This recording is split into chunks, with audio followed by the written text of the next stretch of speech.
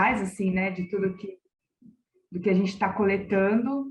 E eu fiquei pensando muito, assim, ontem, depois da tua fala, como que nessa troca aqui poderia favorecer esse trabalho que a gente está desenvolvendo nesse campo, né? Essa organização aí, para ajudar esse pessoal a lutar pela moradia, que é algo que, né, tem muita gente no país lutando. Então, é isso. Eu tô nessa...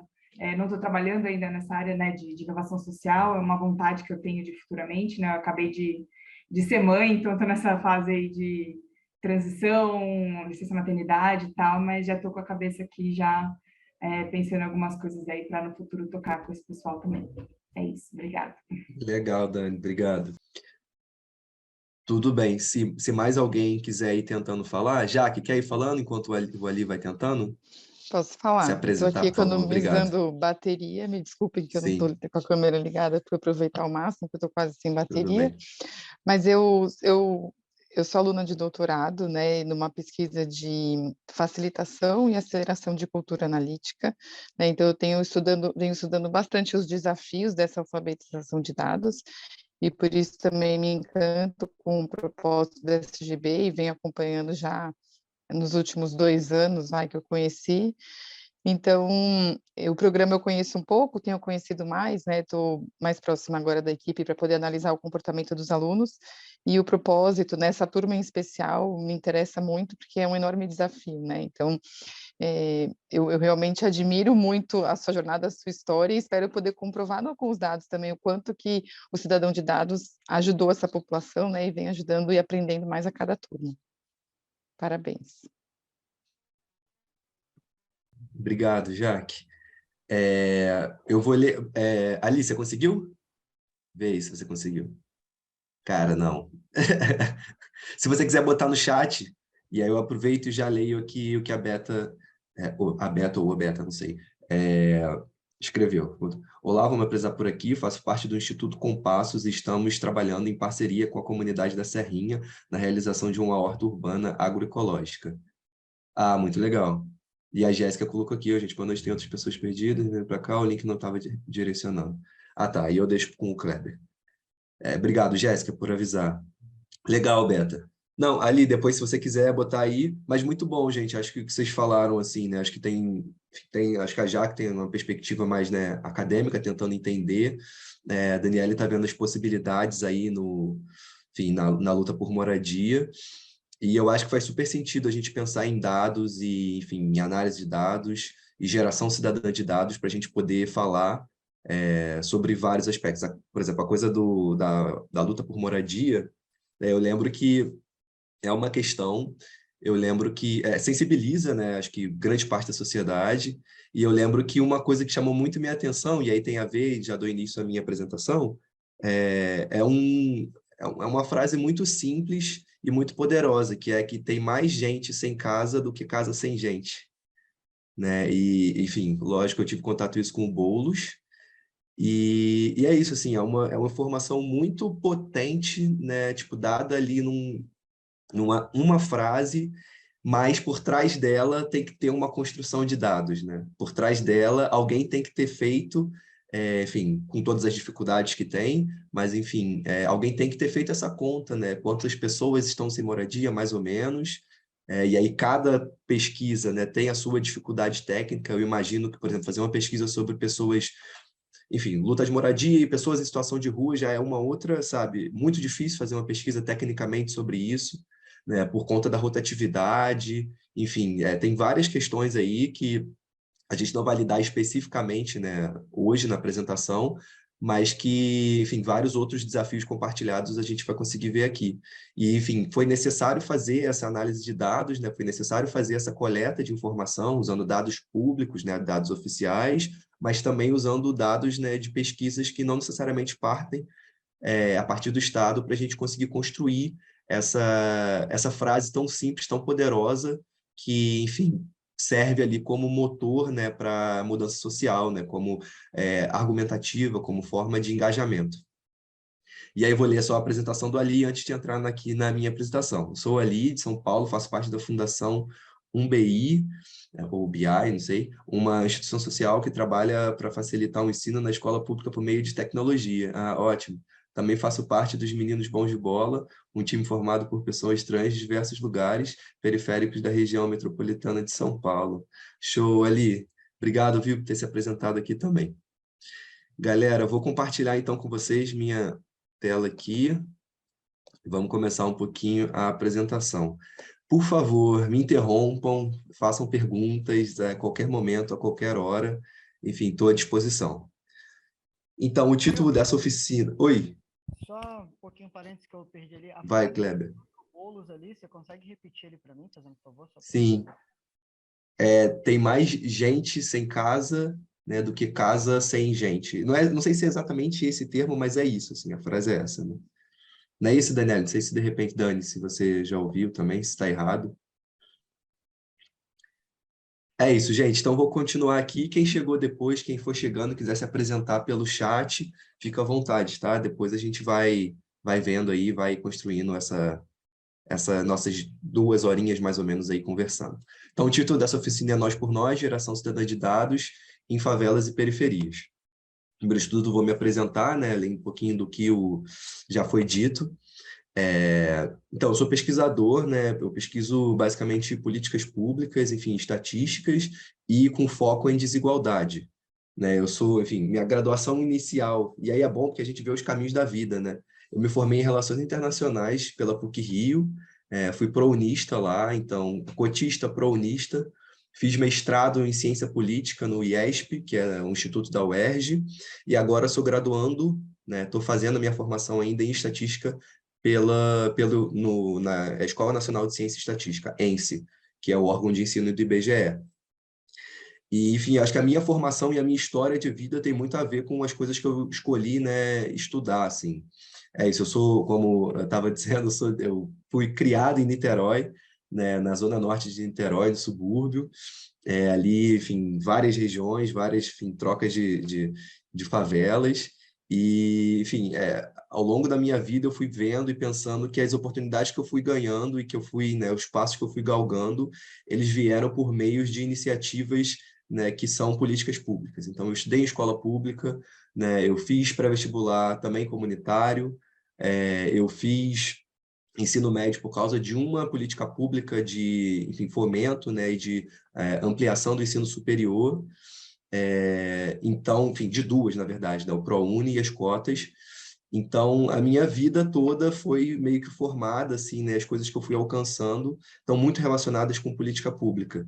E aí, ao longo da minha caminhada, eu fui entendendo que era com isso que eu queria pesquisar, era com isso que eu queria trabalhar, porque, enfim, é a forma como eu encontrei para unir, assim, para devolver, né, um pouco, enfim, para a sociedade as oportunidades que eu tive e as coisas que eu fui conquistando.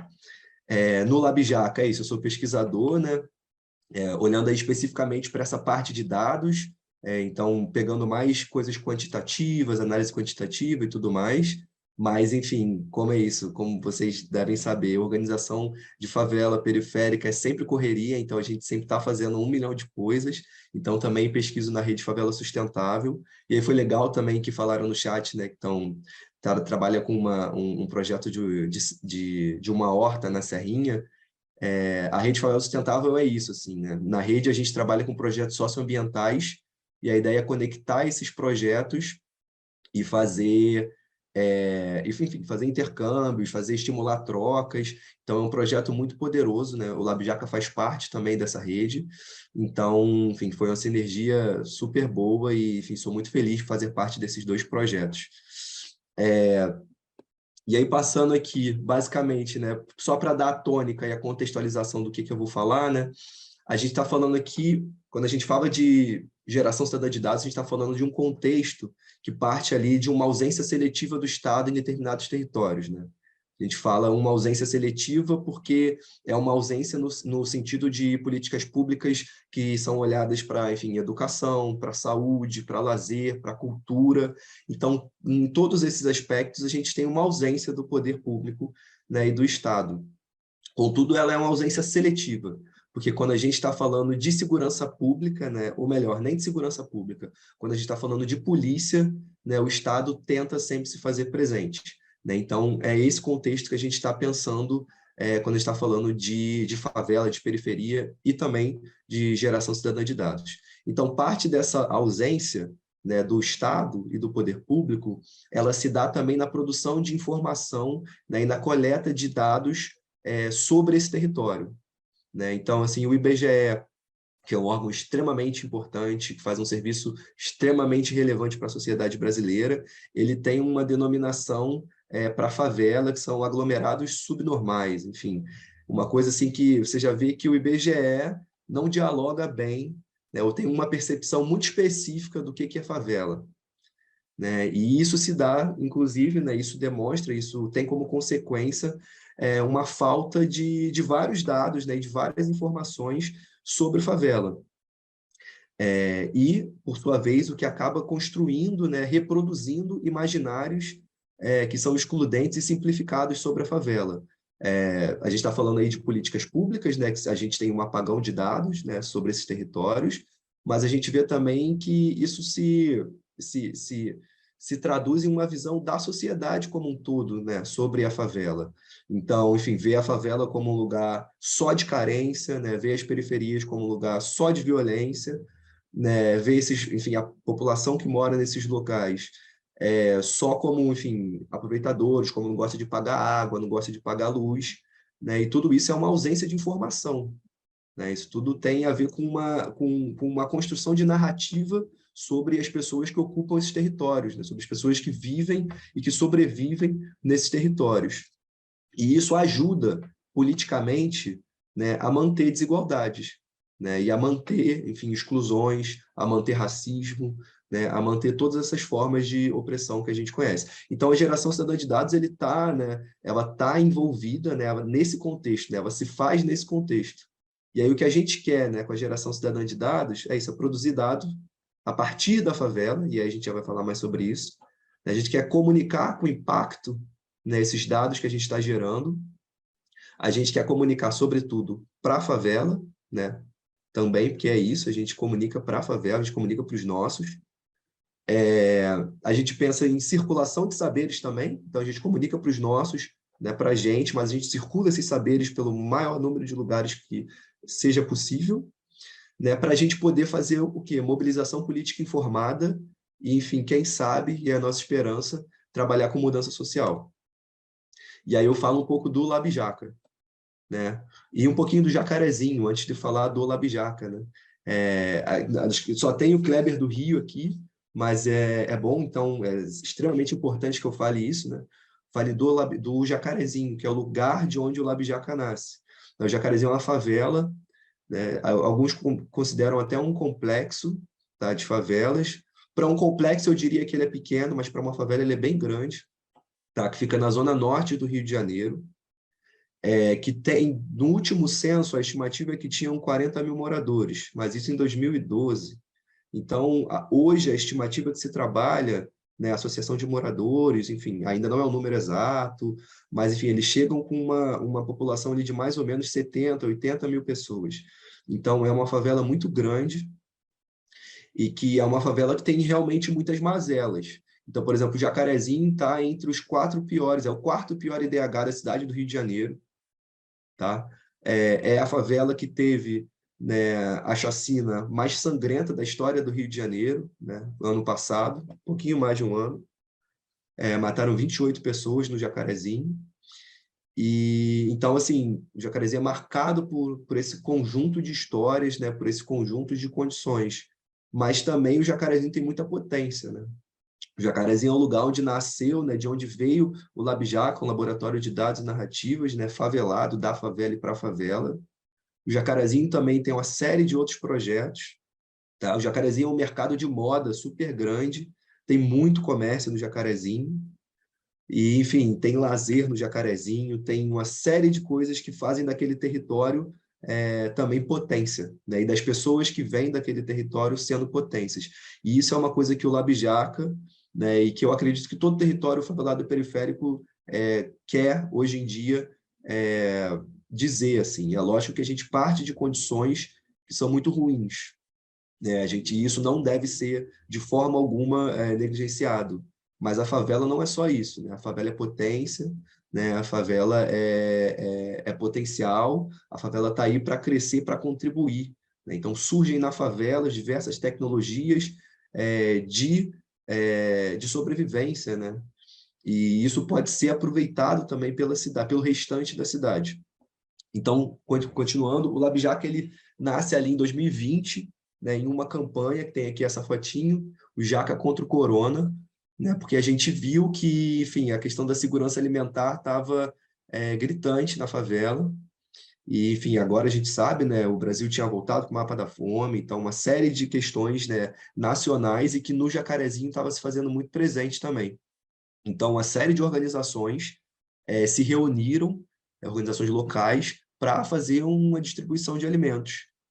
Mas não só isso, né? Os fundadores do LabJaca perceberam, eu ainda não tinha entrado nessa época, fui convidado depois, mas eles perceberam que existia ali uma carência de dados que refletissem a realidade de como estava se dando a contaminação no Jacarezinho. Os dados oficiais não se tinham muito bem e os que tinham eram muito desligados do que de fato as pessoas estavam percebendo pelo território.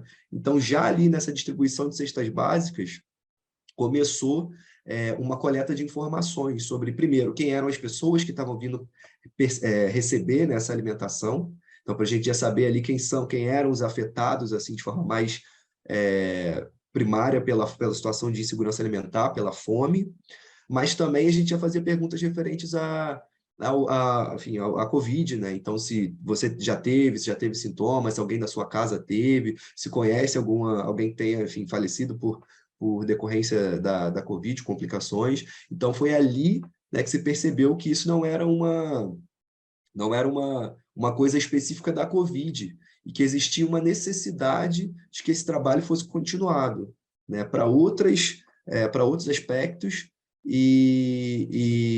enfim, percebendo, fazendo outras pesquisas e também comunicando, porque a ideia era que, ao receber a cesta básica, a pessoa fosse comunicada sobre como se prevenir, o que fazer, cuidados com a higiene, cuidado com a circulação. Então, né, o LabJaca nasce ali com esse duplo braço, que é a produção cidadã de dados, e aí a gente já vai falar um pouquinho sobre o que é esse conceito, o que a gente entende, né, como a gente trabalha com ele no LabJaca, mas também com a comunicação.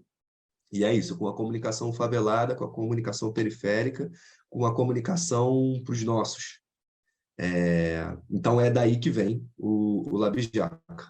E aí, gente, estruturei rapidamente a apresentação em 3 momentos. Tá? Primeiro, a gente vai falar sobre geração cidadã de dados, depois sobre, enfim, planejando pesquisa, né, uma pesquisa, e depois, enfim, eu proponho um exercício para a gente tentar ver aqui como é que vocês, enfim, se aproveitam alguma coisa daqui, enfim, a gente pode ir adaptando isso também ao longo da apresentação. Então, nesse primeiro momento, vamos falar de geração cidadã de dados. Só lembrando, pessoal, quem quiser, puder ligar a câmera, é muito bom para mim, eu não me sinto tão sozinho, e é muito bom ver os rostinhos de vocês. Podem me interromper, podem falar no chat, quem puder, quem quiser. E aí eu fico contando com a ajuda do Kleber também, para poder me chamar se alguma coisa acontecer no chat. Vai. Caio, eu levantei a mão aqui, eu tenho uma dúvida. Quando você fala de comunicação favelada, como é que seria esse meio? Era um jornal comunitário? Era grupos? Como era essa comunicação? Quem é que está falando, só para eu responder aqui? Michele. É a Michele? Isso. Tá bom. Michele, acho que quando a gente fala comunicação favelada, a gente pensa primeiro no nosso objetivo, né? Então, assim, a gente quer comunicar para essas pessoas, né? E aí a gente pensa, assim, em vários meios, né? Os veículos têm vários. A gente não tem jornal comunitário, mas é uma possibilidade, jornal comunitário, rádio comunitária, grupos de WhatsApp, porque aqui tem muito isso, né? Então, assim, tem grupos comunitários, tipo, Jacarezinho, não sei o que lá, as pessoas estão trocando informação sobre aquilo. Então, a gente roda informação ali. A gente roda também informação analógica, né? Porque é importante isso. Então, o LabJaca já fez grafitaços, né, pelo Jacarezinho, colocando informação, a gente faz lambe-lambe, a gente coloca banner na favela, tudo isso para a gente comunicar no maior número de meios possíveis aquela informação que a gente quer que chegue, né, à população. E aí, enfim, os meios são muitos, mas o que a gente preza muito é na forma, né? A gente não pode comunicar quando a gente quando a gente vai falar para a favela, né? A gente tem que falar coisas que tenham a ver com... A gente não muda o nosso vocabulário, né? A gente fala como a gente tivesse... É isso, está pensando que eu estou falando para minha tia, que eu estou falando para minha mãe, que eu estou falando para o meu pai. Então, o principal, quando a gente está pensando, né, no Labijaca, essa comunicação favelada, é pensar que é isso, que a gente tem uma estética, né, que a gente tem um modo de falar e que isso não vai ser mudado porque a gente está fazendo uma pesquisa, né? Então, é basicamente isso. Respondi? Sim, sim. Obrigada. Beleza. Nada. Então, geração cidadã de dados, né? Então, na era dos dados, o que é geração cidadã de dados? Enfim, acho que eu não preciso nem me alongar muito sobre como como a gente vive, né, numa era em que, enfim, os dados estão em todos os lugares, né? Então, enfim, o governo produz dados, a gente produz dados para os outros, né? Então, quando a gente está na internet, quando a gente está pesquisando alguma parada, a gente está produzindo dados, quando a gente vai no posto de saúde, quando a gente preenche qualquer tipo de formulário, enfim, quando a gente pega uma nota fiscal em algum lugar, a gente está gerando dados, mas a grande questão é como é que a gente faz para gerar dados que são olhados, né, a partir dos nossos interesses. E aí, geração cidadã de dados, para a gente, no Labijaca, é muito sobre isso. Assim. É nós por nós, né, na área da geração cidadã de dados e na pesquisa. Né? Porque muitos têm feito, historicamente, né, tem se olhado para a favela. Né? Primeiro, assim, existe uma ausência, né? Acho que no primeiro momento não se olha para isso. Depois se descobre, enfim, a favela, né, enfim, de fora, né, de fora para dentro. Então se vai muito lá, muito projeto pesquisador, e aí a galera vai lá, produz informação, faz pesquisa, mas muitas vezes, né, historicamente, faltou um compromisso, né, enfim, com aquele território. Eu diria que faltou até um respeito com aquele território que a gente está, né, que o pesquisador foi lá, né, num olhar de objeto. E aí entram vários problemas, né, dessa pesquisa sobre favelas, né, principalmente quando elas não vêm a partir das favelas. E aí eu acho que geração cidadã de dados em territórios favelados e periféricos é nós por nós. É a gente fazendo por nós mesmos. Então, é fazer pesquisa que parta da gente, que parta de um problema que é nosso, de uma coisa que a gente identificou, e que né, que a gente faça, né, lógico que contando com parcerias são extremamente importantes, né, e são extremamente bem-vindas, né, mas que a gente participe ali como um igual, né, e não como objeto de pesquisa. Então, geração cidadã de dados em favelas e periferias é sobre desmarginalizar, né, sobre quebrar, né, essa hierarquia entre o pesquisador, né, e a favela, entre o pesquisador e seu objeto. É colocar a favela como protagonista na produção de conhecimento, ou, enfim, não só a favela, mas grupos marginalizados, né, enfim, dos mais amplos possíveis, para que essas pessoas elas produzam dados, né, sobre si e a partir de si com seus interesses. E aí é cidadã em dois eixos, eu até falei isso na minha apresentação ontem. Ela é cidadã na autoria, né, porque quem faz isso somos nós, né, os cidadãos, as cidadãs, né, enfim, principalmente aí colocando a importância de grupos marginalizados estarem fazendo isso, né, mas ela é cidadã também no objetivo, né, pelo menos no Labijaca. Né, então a gente busca fazer pesquisas em que o objetivo seja transformação social, em que o objetivo seja olhar para um interesse coletivo, olhar para um problema coletivo. Né? Porque muita gente faz pesquisa, enfim, faz pesquisa de tudo. Então, pesquisa de consumidor, pesquisa de mercado, pesquisa enfim, do maior número de coisas possíveis, né? Infinitas possibilidades. Mas a gente, quando está falando de geração cidadã de dados no Labijaca, e acredito que em outros territórios periféricos também, a gente está falando que nosso objetivo é cidadão, nosso objetivo é inclusão, nosso objetivo é estar junto, nosso objetivo é estar trabalhando em prol da cidadania.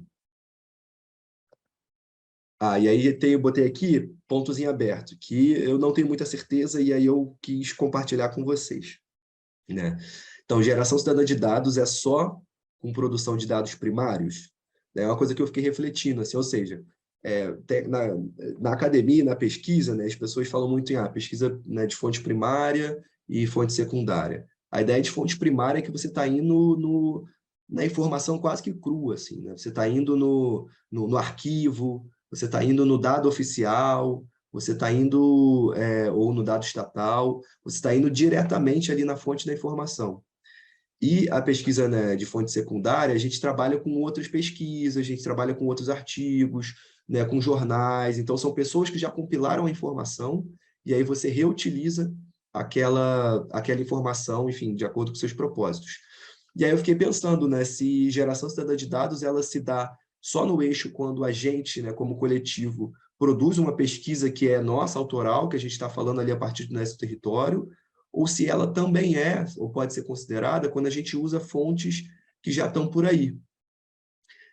Eu não cheguei a uma conclusão, eu diria que no LabJaca a gente trabalha primeiro nessa fonte primária, a gente trabalha mais com pesquisas que a gente vai no território e que a gente trabalha com o território, coletando informação ali de primeira mão, mas a gente já fez produções que são baseadas, e aí depois eu vou falar mais aqui, né, que são baseadas em estatísticas do Estado, e aí a gente compila, enfim, só para dizer que eu acho que, e aí eu acho que precisa ser mais, enfim, estudado, eu acho que esse conceito, entender aí essas nuances e diferenças. No fundo, eu não acho que faz tanta diferença, assim, eu acho que são pesquisas que têm limitações e vantagens diferentes, e que eu acho que depende do contexto de cada organização, que depende do contexto de cada território.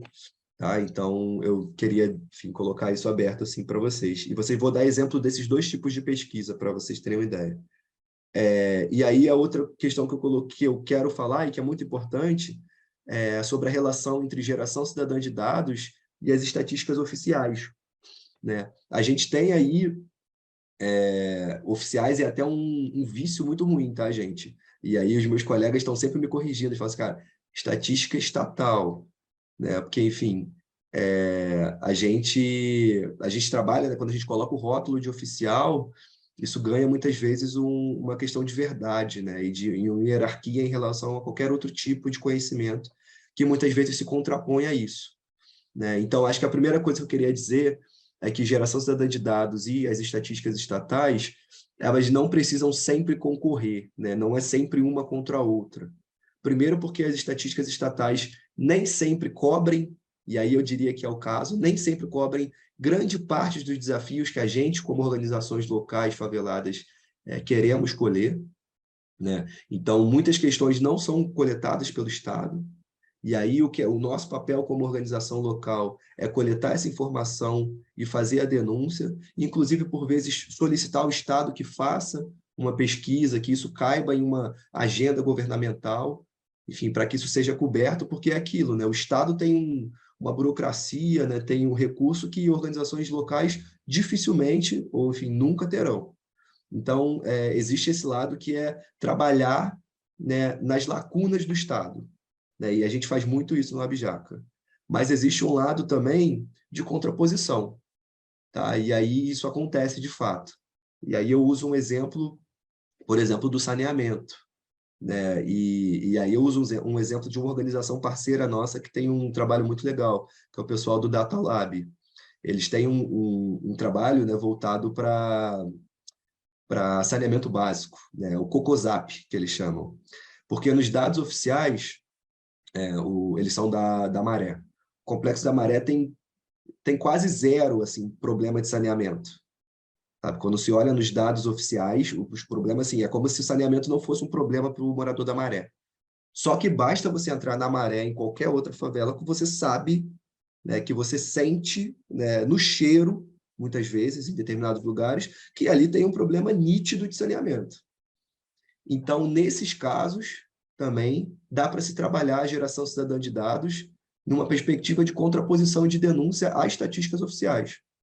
Né? É fazer como eles fazem, né? Fazer coleta, né, por meio de fotos, de aplicativo, reunir isso e colocar assim, ó, não, tem algum problema aqui. O Estado está, às vezes por negligência e às vezes por má fé, a gente nunca vai saber também, né? Está diminuindo esses problemas, né? Enfim, porque é isso, se você não tem informação sobre aquilo, ou se a informação está dizendo que não é uma questão, isso não é um problema. Né? Então, o que no caso específico da maré e de saneamento básico é terrível, é muito óbvio, é muito perceptível que isso é um problema, que o morador tem esse problema e que precisa de ação do Estado, né? Porque quem é responsável por isso é o Estado. Então, eu diria que tem esse duplo movimento, né, da geração cidadã de dados e das estatísticas oficiais. Hora de complementação e hora de questionamento mesmo, né, de falar. Isso sem nunca, gente, e isso é muito importante, sem nunca, e é um trabalho de conscientização, assim mesmo, sem nunca deslegitimar, sem nunca jogar fora o bebê junto com a água do banho, né? Sem nunca tipo, deslegitimar o IBGE. Né? Eu sou aluno do IBGE, né? Eu sou aluno da Escola Nacional de Ciências Estatísticas. E muita coisa do que eu faço no LabJaca foi graças aos mecanismos que eu aprendo lá. Né? O IBGE, as estatísticas estatais, elas têm uma importância fundamental. A gente não pode cair no conto, né, dos adversários, em ser negacionista, né, porque a ciência erra, a ciência aprende com o erro, né, tudo isso faz parte do processo científico, tudo isso faz parte do processo de produção de dados. O importante é a gente estar disputando isso. O importante é a gente estar questionando, mas para disputa e para fortalecimento, né, dessas informações e desses dados, e não para descredibilização dessas informações. Então, isso é um trabalho que a gente faz também conjuntamente, né? Assim, de falar para as pessoas que a gente gera os nossos dados, que isso é importante, mas que é importante, e que, por vezes, eles questionam dados oficiais, estatais, mas que isso não tira a importância, né, do IBGE, isso não tira a importância do censo, isso não tira a importância de você responder ao censo, de você receber os agentes censitários. Então, tudo isso, né, entra nessa relação. E aí, como eu falei, gente, geração standard de dados tem a ver com pesquisa, né? Então, a gente vai entrar um pouco... Oi. Rapidinho, Fala. tem uma pergunta da Miriam aqui no chat. Cara, boa. Posso ler para você agora? Pode? Estou olhando aqui também, se quiser, olha aí. Pode ser, então você lê aí, só para te dar um alerta, ele estava explicando ali, só para te dar um alerta. Demorou. Aqui, uma pergunta aqui. Valeu, Kleber. Então, como vocês fazem para disponibilizar os dados que vocês coletam para órgãos oficiais, de forma a aprimorar o entendimento da realidade? Então, quando a gente tem um dado, né, que entra em confronto com um dado oficial, não tem nenhum mecanismo oficial de diálogo, né? E esse é um problema. O que a gente faz é disputar o discurso público, né? O que a gente faz é disputar a narrativa oficial, né? É dizer, olha, o dado oficial está dizendo isso, mas a gente fez a pesquisa aqui, tá? E está aqui a pesquisa, está aqui a metodologia, está aqui os dados, né? E a realidade não se mostra dessa forma. Então, na verdade, é muito mais, a gente não tem essa parceria com o poder público, né? A gente não tem como, Miriam, não tem como a gente entrar em diálogo direto, enfim, acho que até burocraticamente para eles talvez seria complicado, mas o que a gente faz é disputar a narrativa. Né? A gente ainda não recebeu nenhum convite, né, para dialogar assim, em alguma pesquisa específica que tenha confrontado, mas o que a gente faz é disputar a narrativa, é disputar o que aquele dado que eles estão falando está informando. Né? E aí entra na questão lá, divulgar o máximo possível em todos os meios, não acadêmicos, né, para pesquisadores, para a favela. Então, vai muito nessa perspectiva. Então, e é isso. Quando a gente está falando, então, de geração de dados, a gente está falando de pesquisa, né, para a favela, a partir da favela, e objetivando mudança da realidade social e transformação social na favela. E isso deve ser feito, e é que está com diligência. E aí, o que é diligência, né? É isso, é com zelo, é com cuidado, né, para conseguir algo. E aí é que vem uma grande questão, que a gente tem que prestar, que a gente tem que ter muito cuidado. Territórios e organizações faveladas sofrem diversos preconceitos, né, de várias formas. E aí, uma dessas formas de preconceito está naquilo que a gente produz. Então, a gente produz dados, a gente produz informação, e aí muita gente tenta deslegitimar isso, né? Cai muito na lógica do preconceito geral, né? De que a favela, de que o favelado não tem capacidade para fazer isso. Se está fazendo, tem alguma coisa errada, tem alguma coisa equivocada. Será que está certo? Eles sabem fazer isso? E aí, isso é um preconceito que existe, que a gente tem que lidar com ele. E em contraposição a isso, tudo que a gente faz tem que ser com muito cuidado, com muito zelo. Porque, se a estatística oficial erra, e pode errar, e eu acho que é natural que erre, porque faz parte dos processos, quando é uma organização favelada errando, isso é 2 vezes pior, isso é 3, 5 vezes pior. Então, o trabalho é deslegitimado muito mais, né? Talvez a confiança naquela organização, naquele projeto, dificilmente volte a ser o mesmo, né? Então, tudo que a gente faz, né, em termos, né, e aí é uma dica para organizações também, né, enfim, acho que as pessoas já sabem disso, mas isso, tudo que a gente faz, a gente tem que fazer com muito cuidado, né, e tendo plena ciência de que a gente está representando, né, a nossa comunidade, a nossa favela, e que vão cobrar da gente, então a gente tem que fazer isso com o máximo de excelência que a gente pode, assim, entendendo as nossas limitações, porque a gente sempre tem limitações, mas isso não impede que a gente faça pesquisa. Isso não impede que a gente produza dado, que a gente produza informação, né, de qualidade, informação e dado que reflita a realidade, né, informação e dado que possa fundamentar mudança social, que possa fundamentar políticas públicas, né? Então, tudo isso é possível, partindo de organizações de favela também. Enfim, e aí é isso, independente... Vai lá, vai, Kleber. Interrompendo um pouquinho, assim, uma dúvida aqui que surgiu na minha cabeça. Boa. A pergunta da Miriam ali, ela falou de como vocês disponibilizam os dados e você vem falando em confrontar, né, o Estado com dados, assim. Quando você apresenta esses dados ao Estado, quando eles têm essa negligência de não fazer a própria pesquisa para o melhoramento, isso consegue ser revertido em ações, tipo levantar quantas casas não tem energia elétrica na Maré, né? Eu conheço bem ali a Maré. A gente sabe, é nítido de ver, não precisa nem se entrar para saber que tem saneamento básico. Você passa ali na linha amarela, você olha para o lado, pois é. você vê completamente, não tem coleta de lixo, não tem nada, assim, a Maré é completamente assim, abandonado pelo Estado. E como esses dados, vocês conseguem converter isso em ações, assim, porque eu, de um tempo, eu sou formado, a minha primeira graduação em gestão, trabalhei com a Agenda 21. Então, e a Agenda 21, a gente levanta muitos dados e a gente conseguiu alguns investimentos mais de fundos internacionais, porque o próprio governo do Rio, né, o próprio Estado, nunca abraçou tantas causas. A gente tinha algumas empresas, como a Petrobras na época, né, que financiava muitos projetos na área ambiental, mas só, era o único parceiro que a gente tinha, né? Mas a gente também não tinha instituições que só levantavam dados, era nós por nós também, né? Então, como que você consegue converter esses dados em ações? Boa, Kleber. Cara, eu acho que é a angústia de todo mundo, assim, né, que está no território, é a angústia de todo mundo que está nos projetos. E, sendo muito sincero, assim, isso foge muito do nosso controle, como você falou, assim. A gente tem uma limitação, né, cara, é todo mundo, tipo, enfim, de origem periférica, tipo, todo mundo, né, na correria, todo mundo fazendo 1 milhão de coisas para tentar sobreviver, para tentar manter o projeto. E tem conseguido, a gente tem sido super bem sucedido, e às vezes transformar, né, e fazer de fato um projeto, né, que melhore, sei lá, pensando em termos socioambientais, a despoluição do Rio Jacarezinho. Cara, é o sonho, sabe? A gente tem esse sonho, assim, mas é muito difícil a gente conseguir fazer isso, né? A gente é um laboratório de dados e narrativas, então a gente né, nosso objetivo é produzir dado e comunicar. Se a gente conseguir, né, e aí é o que a gente sempre tenta, arranjar parceiros que possam somar naquilo, é o melhor dos mundos. Mas a gente entende que nem sempre a gente vai conseguir fazer isso, por, enfim, né, pelas limitações que estão dadas.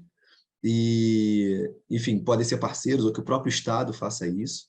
Mas a gente entende que parte do processo, né, é lógico que a gente quer a transformação social. E aí, ontem, na minha apresentação, eu estava falando isso, né? No longo prazo, o objetivo de toda pesquisa assim, socialmente engajada é transformar aquela realidade. Mas existem uma série de objetivos de curto prazo que promovem transformação social e que às vezes não estão diretamente relacionadas à solução daquele problema. E aí eu vou dar um exemplo. A gente fez uma pesquisa sobre... Gente, desculpa, minha garganta está muito ruim, então eu estou dando uma pausadinha, estou tentando, inclusive por isso que eu estou com esse cachecol aqui. Mas vamos lá, a gente vai chegar. E aí, assim, a gente fez uma pesquisa sobre água e luz, exatamente. Foi bom você falar, Cléber, porque foi sobre justiça hídrica e energética, né, no Jacarezinho. E, cara, a gente conseguiu resolver os problemas de água e de luz no Jacarezinho? Ainda não, tá? Ainda não. Mas existe uma transformação social no ato de fazer pesquisa, quando você faz uma pesquisa sendo de organização periférica favelada e do local. Porque você não está só ali fazendo a pesquisa, coletando dado e indo embora. A gente está ali compartilhando conhecimento. Então, a gente está ali para falar para as pessoas, você sabe o que é uma água potável? Você sabe, enfim, sabe que a água potável não pode ter gosto, não pode ter cheiro, não pode ter cor? Sabe? Você sabe que se você tiver com uma água que não é potável, isso está errado e é um direito seu reclamar? Você sabe como fazer isso? Você conhece a tarifa social de energia elétrica? Você conhece, enfim, a tarifa social para caixa, enfim, para água, né? Você sabe que, enfim, que energia elétrica também é um direito seu, sabe? Então, tudo isso gera uma reflexão local, gera uma coisa, enfim, é muito no longo prazo, é muito, né, às vezes, difusa, mas é um movimento de politização do território, sabe? É um movimento de politização da comunidade, da favela, e isso é extremamente relevante, assim. Acho que quando a gente tem uma favela que entende que água e luz é um direito seu, sabe? Que entende que água e luz tem para ser um direito, né? Ela tem que ser acessível. E acessível não é só ter água caindo na sua torneira, não é só luz chegando na tua casa, mas é que ela seja barata, que ela seja de qualidade e que ela seja entregue de forma ininterrupta. Sabe? Quando você tem uma população que está sabendo disso, que está pensando sobre isso, eu não tenho como não acreditar que a gente está mudando, né, o território também. Então é isso, assim, a gente pensa sempre nessas mudanças que são também difusas, que são a longo prazo, embora a gente sempre busque, né, e aí é uma questão, né, que a gente está trabalhando muito no LabJaca e que vai aparecer aqui, a parte de incidência política. É assim, beleza, a gente fez uma pesquisa.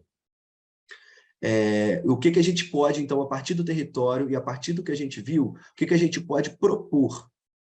Né? Vamos propor soluções a partir da favela, sabe? Vamos propor, assim, a gente não está analisando, a gente não está pensando, então qual é a solução que a gente propõe aqui também?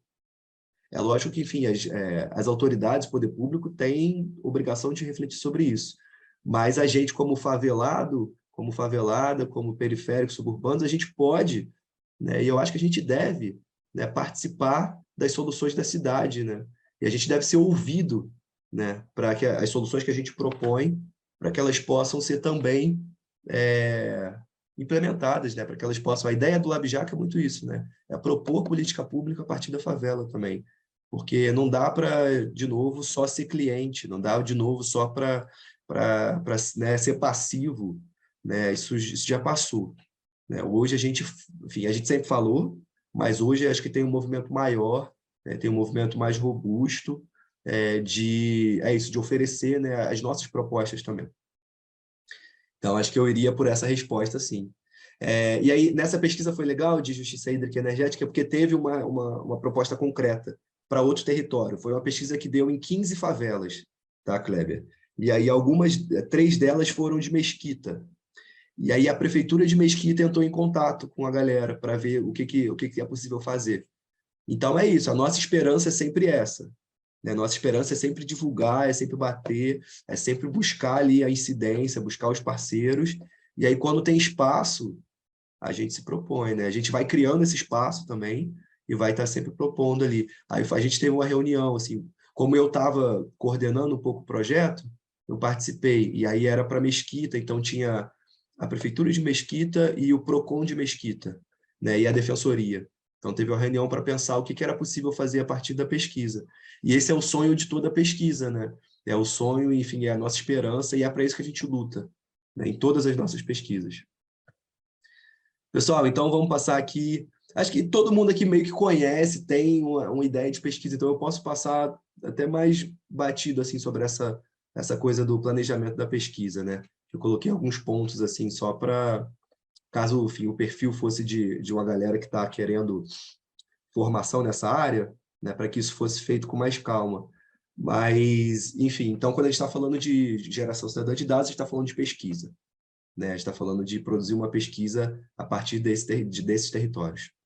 E a gente está falando aqui especificamente de pesquisas que buscam orientar, né, ou promover impacto social positivo, né? E aí passam por várias etapas, né? Pensar uma pesquisa, né? Enfim, a identificação do problema, o conhecimento sobre o problema, materializar o problema, né? Passa ali por uma validação de uma ideia, de um argumento, e depois mobilizar para a transformação. E aí vamos por cada um desses. Então, por onde começar? Identificação do problema, né? E aí acho que é a grande questão. Identificação do problema. A gente sabe, né? A gente vive no território, a gente reconhece os problemas, né? Então eu diria que esse é um passo mais tranquilo, mas ele é extremamente importante, né? Primeiro é entender que assim, o problema não sai da minha cabeça, né? O problema não sai da sua cabeça, né? O problema, ele é sempre um problema que é coletivo, né? Ele é sempre um problema que ele afeta o coletivo e que por isso ele é construído coletivamente, tá? Então, vai, Kleber. A Dani falou que o slide não está passando lá para ela. Você trocou de slide? Ah, troquei. Valeu, gente. Uhum. Boa, tá aqui. Agora foi, né? Valeu, Dani. Valeu, Kleber. Então, a gente está falando de... É isso, primeiro o problema não sai da minha cabeça, não adianta... Essa é a postura acadêmica clássica, né? Enfim, a pesquisa acadêmica, você pode ter um problema que é teórico, que é abstrato, enfim, que pode ser também concreto, mas que ele parte de um problema de pesquisa que é seu, né? Geralmente, enfim, tem que ter uma justificativa, tem que ter relevância, tem que ter... Mas ainda tem muito mais espaço para que aquilo seja... que parta de um interesse próprio, que parta de uma linha de pesquisa que tem muito a ver com o indivíduo. E eu acho que quando a gente está pensando geração cidadã de dados, a gente está pensando, a partir de favelas e periferias, a gente está pensando em problemas que são coletivos, né? Problemas que não são só seus, não é você que tira, não é um interesse só seu, na verdade é uma coisa que você está a serviço da sua comunidade, tá? E aí, a identificação do problema, em termos, para planejar uma pesquisa, né, ela se dá por meio da construção de uma pergunta, né? A gente tem um problema, então, sei lá, água e luz, vou voltar. Ou não, vou usar outro problema aqui, tá? A gente dengue, né? Pronto, foi a pesquisa que a gente fez sobre dengue. Na época, bem no pico da pandemia, surgiu essa questão, assim. Cara, tem muito foco de dengue acontecendo também. O problema não é só a Covid, sabe? A gente está andando pelo território, a gente está vendo, a gente está sabendo, então vamos trabalhar isso, né? Vamos desenvolver uma pesquisa a partir disso, porque é um interesse coletivo, é um problema coletivo, né? E que tem que ser pensado a partir, né, do território. E aí a gente tem que construir uma pergunta de pesquisa, né? A ideia, enfim, nesse caso, era na pergunta que a gente construiu sobre a dengue, era qual era a situação de focos de dengue no Jacarezinho, assim, né? Então, assim, uma pergunta de pesquisa ela é sempre específica, né? Enfim, é ampla, né? Tem várias subperguntas, né? Ela se desenvolve em vários tópicos, mas ela traduz ali, ela identificou um problema e ela traduz um objetivo, né? Um objetivo a ser respondido, tá? Então, eu diria que o primeiro passo, né, é coletivamente deliberar sobre esse problema, identificar esse problema, né, e construir uma pergunta a partir dele. Enfim, no caso da moradia, entender isso, ok, a gente tem um problema sério, que é a moradia. No caso da tecnologia, né, como a do Ali, como é que a gente usa a tecnologia, tem um problema de tecnologia e ensino médio, escola. Então, a gente tem esse problema. Agora, qual é o problema específico que a gente está identificando nisso? né? E como é que a gente transforma ele em uma pergunta que pode ser respondida, né, a partir de uma pesquisa. E aí vem um segundo momento, que é conhecimento sobre o problema, né? E aí é isso, assim, né? Em termos acadêmicos, a gente está falando sempre de uma revisão de literatura, né? Em termos não acadêmicos, isso também acontece, né? A gente tem que pensar algumas perguntas sobre o nosso problema. O que já foi dito sobre isso? Quando a gente estava falando sobre dengue, enfim, no Jacarezinho, quando a gente estava falando sobre Covid no Jacarezinho, quando a gente estava pensando problemas de água e luz no Jacarezinho, a gente tem que ver o que já foi dito sobre isso, o que já foi pesquisado sobre isso. Existe uma pesquisa específica no Jacarezinho sobre isso? O que ela diz? O que ela cobre? O que ela não cobre? Sabe? Quais são os silêncios que ela tem? Então, a gente tem que sempre pesquisar, tem que sempre estar se perguntando isso para conhecer melhor o problema, né? O problema que a gente vai encarar, porque não adianta a gente fazer uma pesquisa que já está feita, uma pesquisa que já está dada, né? Uma pesquisa que já tem muita resposta sobre isso. A nossa pesquisa tem que ter sempre uma contribuição, né? E aí é o último ponto aqui. Qual é a contribuição que a sua pesquisa vai oferecer? Essa contribuição pode ser o ineditismo do tema, tá? Então, por exemplo, na pesquisa de justiça hídrica e energética, a gente falou sobre racismo ambiental, sobre racismo climático, no Jacarezinho. Isso é inédito. Isso foi um tema inédito no Jacarezinho. Então, tem o ineditismo ali. A sua contribuição pode ser outra, pode ser pegar uma informação que se tem em outras regiões da cidade e trazer ela para o seu território específico, porque aí você pode comparar. Foi também o caso se tem água e se tem luz na sua casa. Então, assim, existem dados mais amplos sobre isso. Mas vamos comparar, então, como é que o Jacarezinho está em relação ao restante da cidade? Então, a gente traz essa pergunta, né, dentro dessa pesquisa para o território. Então, às vezes, já tem uma pesquisa de um determinado tema em outras regiões da cidade, mas não afeta o seu território. Você não tem informação sobre o seu território em relação àquilo.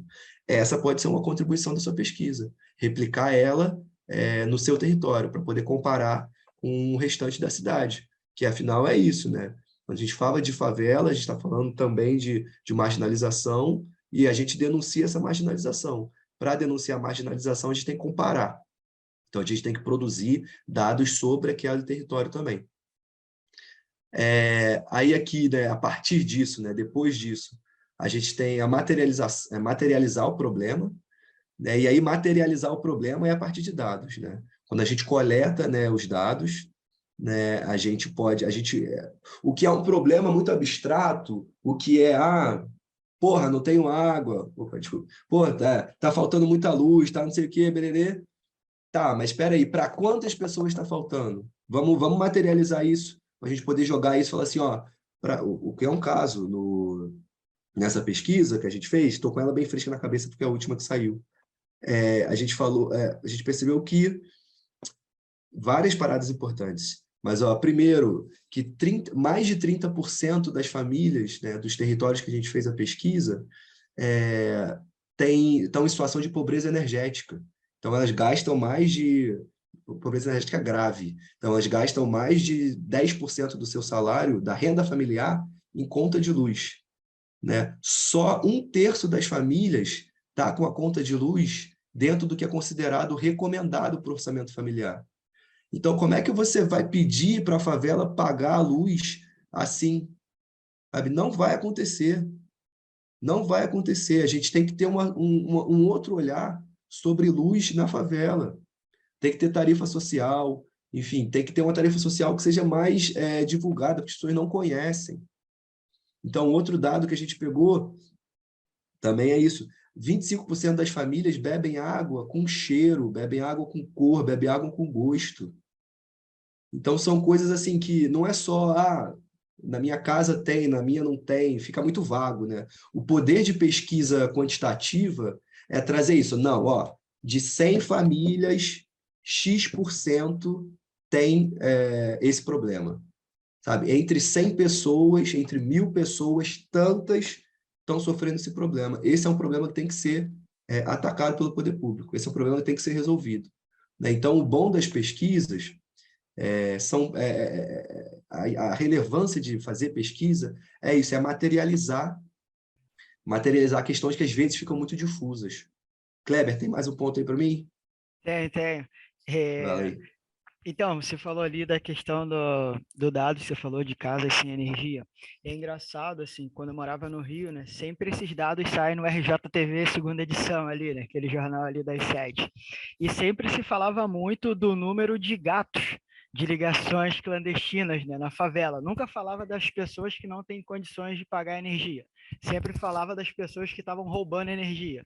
Justamente com a água, né? Nunca se fala, as pessoas têm água na torneira. Não, ligação irregular de água, favela tal, e aí prejudica o bairro ali, prejudica a Tijuca, prejudica a galera do Maracanã ali que está no prédio, né? Nunca se fala o quão falta na favela, só o quão está sendo desviado, da parte, criminalizar a favela, na verdade, né? Eu acho que também, assim, Caio, é uma observação minha. A mídia também não ajuda muito a potenciar os dados positivos da favela, né? Assim, quando sai pesquisas sobre comunidade, é só a violência, é só a marginalização da favela, né? Isso também prejudica muito a credibilidade, porque como você falou antes, assim, tudo que você fala tem que ser 2 vezes comprovado. Então, o favelado ele só vai ter uma chance na vida, sabe? Enquanto em outros bairros você vai ter 2, 3. Se uma pesquisa for errada na Zona Sul, vai ser revista tranquilamente 2, 3 vezes. O favelado só tem uma chance, né? Então, isso complica muito também, né? Não, total, cara, é isso. E primeiro faz parte isso, assim, quem produz a pesquisa, né? Porque você produz uma pesquisa, toda pesquisa tem uma intenção, é isso, tem uma pergunta de pesquisa, né? Tem um objetivo, essas coisas que a gente está vendo. E aí quem faz uma pesquisa de fora da favela para olhar energia elétrica, só quer olhar gato e não pergunta sobre, né, as condições socioeconômicas daquelas famílias, mano, qual é o seu intuito com isso? É só criminalizar, é só falar que as pessoas não pagam. Por que as pessoas não pagam? Sabe? Ou melhor, quanto que as pessoas podem pagar? A gente fez essa pergunta. A gente fez todas essas perguntas, na verdade. Se você tem gato, se você não tem, sabe? Quanto que você paga de qual foi o valor da sua conta de luz, né? Da sua última conta de luz? Quanto você pode pagar de conta de luz? Qual seria para você um valor aceitável? Outra pergunta também, se a sua conta de luz fosse reduzida pela metade, com o que você gastaria esse dinheiro? E aí vem a questão, a resposta para essa coisa da situação socioeconômica. Cara, olha, acho que foi próximo de 70% das famílias gastaria com comida, cara. As pessoas não deixam de pagar a luz, não é porque elas querem, enfim, lazer só, não, que é um direito também. Mas, enfim, as pessoas deixam de pagar, enfim, luz, aquelas que deixam de pagar, porque muitas pagam também, as pessoas deixam de pagar porque, pô, querem comprar comida para casa, sabe? E isso não é vida, é quando você só chega e só fala que tem, como você falou, cara, não, tem só gato, favela é só gato. É isso, aí a sociedade olha para o favelado como oportunista, como o cara que prejudica, né? E não entende que tem uma série de problemas. O favelado quer pagar água, cara, quer pagar luz, os que não pagam também, porque as pessoas querem reclamar. Sabe? Porque quando você liga para a SEDAI, para a Light, quando você, enfim, que você pode ligar e você fala, você ainda é esculachado. Você fala, mas você não paga. Você quer falar de que, não, vamos mandar. Mas não manda, não faz.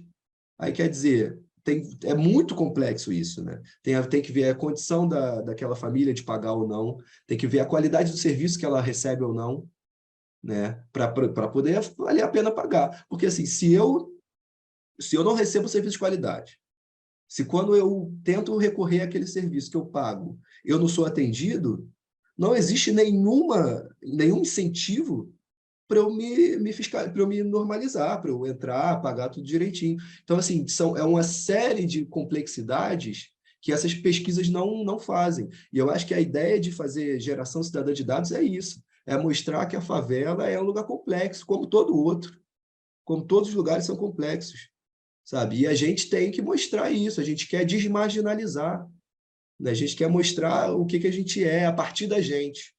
Não dá para ser só olhado de fora, não dá para ser só olhado, né, a partir desse olhar estigmatizador. Então, acho que é isso, geração de dados é para isso também, é para a gente comunicar a nossa narrativa. E aí é isso, né? O produto final materializa o problema. Mas, e aí eu vou falar bem rapidinho aqui, dados materializam problemas, né? Mas podemos gerar e produzir dados de diferentes formas. né? E aí vem os métodos de pesquisa, né? Tem muitos métodos, enfim, eu não vou entrar profundamente em cada um deles, mas vou falar muito rapidamente aqui. E, enfim, cada método tem seu pró, tem seu contra, né? Tem sua vantagem, tem sua desvantagem. E depende, né, para você escolher o método de pesquisa, depende de uma série de perguntas que você e a sua organização têm que levar em consideração. Então, tipo, objetivos, né? Qual é a melhor forma de alcançar os resultados esperados? Então, se, por exemplo, a minha pesquisa é sobre quantas casas têm água ou luz, né, eu vou aplicar um questionário, um survey, né, que depois eu vou mostrar aqui. Se a outra pesquisa que a gente fez era sobre o apoio da população do Jacarezinho em relação a uma política específica de segurança pública, também é uma pesquisa quantitativa, a pesquisa que eu vou querer o maior número de pessoas possíveis respondendo. Mas se a minha pesquisa é diferente, se eu vou trabalhar uma pesquisa que fala de afetividades negras periféricas, que é uma outra pesquisa que a gente fez, já não vou aplicar um questionário pronto para o maior número de pessoas possíveis, né? Eu vou fazer um outro tipo de pesquisa, uma entrevista em profundidade, enfim, aí a gente vai ver um pouquinho disso. Mas depende de qual é o seu objetivo, né? Você quer falar sobre, sei lá, saúde mental das pessoas que estão na luta por moradia? Pô, eu acho que é uma super questão, né? E que, enfim, pouco estudada também, pelo que eu acho.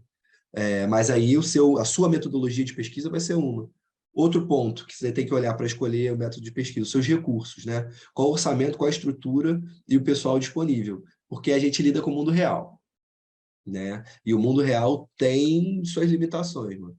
E aí, principalmente, se a gente está falando em pesquisa de favela, pesquisa periférica, né? A gente é sempre na correria, enfim, com poucos recursos, com a estrutura que a gente consegue e com o pessoal disponível. Então, é isso. Uma pesquisa de campo, para fazer uma pesquisa grande, a gente leva 1, 2 meses, né? Quando tem os atrasos ainda, né? Porque, enfim, tem as vicissitudes, né? O mundo está sempre acontecendo. Então, tem que avaliar enfim, quanto você tem de orçamento, vai conseguir pagar a gente para fazer a pesquisa? Não vai? Né? Como é que isso é feito? Então, e o tempo, né? Quanto tempo você precisa desse resultado? E aí vou dar aqui algumas das metodologias, passar rápido. Então, essa Desk Research, que é o prensadão de análises secundárias, é basicamente isso, né? O que você faz é o que geralmente se faz assim em trabalhos acadêmicos, né? Em artigos e tal. É você pegar, né, relatórios, ensaios, notícias, textos acadêmicos, infográficos, tabelas, vídeos, tudo que já tem produzido, e você vai compilar aquilo, né? Você vai pegar os argumentos, né? Da onde você, enfim, de onde dialoga com a sua pesquisa para poder construir um argumento seu. E aí vou dar um exemplo aqui do que a gente fez, que foi uma pesquisa de fonte secundária. Deixa eu jogar para cá. Aqui. Vocês me digam se vocês vão conseguir ver e ouvir. Essa aqui é a pesquisa sobre custo das operações policiais no Jacarezinho, que a gente fez 1 mês depois da chacina. Vocês escutam? Não escuta, beleza. Espera aí. Microfone.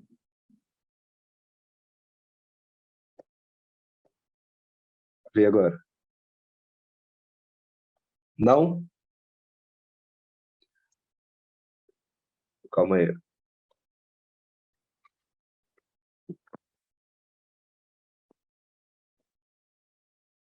Acho que agora vai. Vamos lá.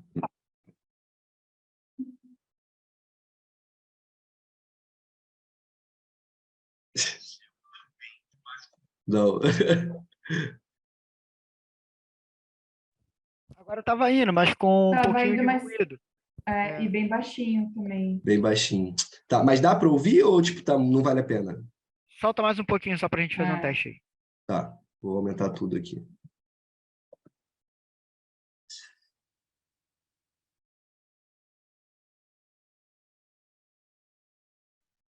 Falou de novo.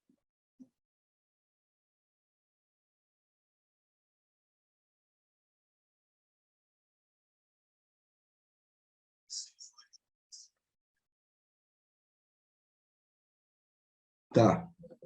Tem legenda. Eu vou botar e aí vocês veem a legenda. Vou puxar só para essa parte que tem a legenda já. Beleza?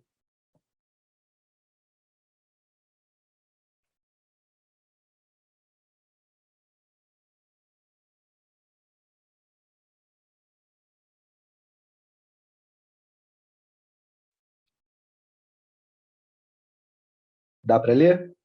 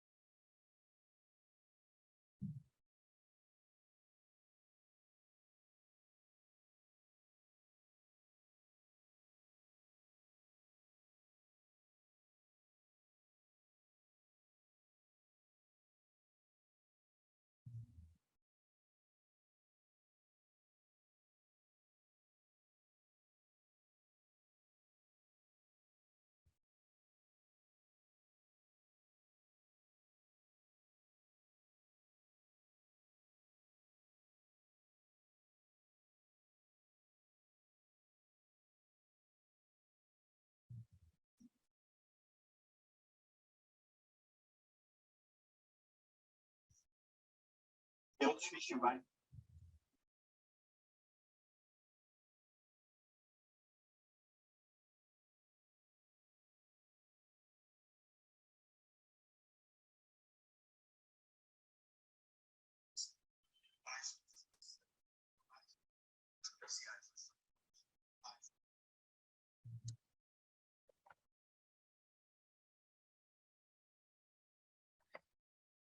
Então, gente, vocês me ouvem?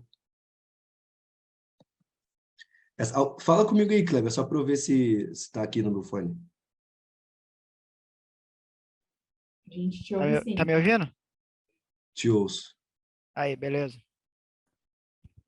Valeu, botei aqui no fone.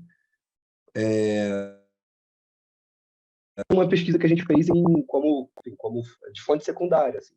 São dados oficiais, né, da polícia, são dados oficiais da assistência social, das secretarias, e que a gente conseguiu esses dados e trabalhou com eles. Né? São todos dados estatais.